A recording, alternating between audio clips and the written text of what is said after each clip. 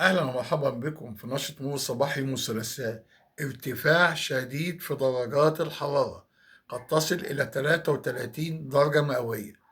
أدت إلى تباطؤ حركة سير السيارات سواء داخل المدن والأحياء أو على الطرق السريعة وتحديدا الطرق الصحراوية.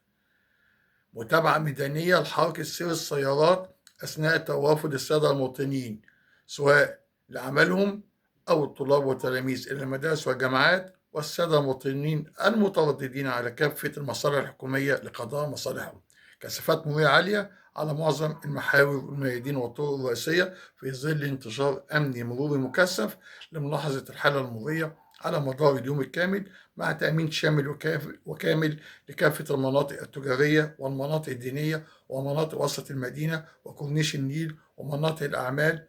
لحين هدوء الحالة، مع المتابعة الميدانية بالنسبة لمواعيد الغلق وسحب أي كثافات مرورية قد يكون لها تأثير سلبي على الحركة المرورية، سواء انتظار خاطئ أو وقوف ممنوع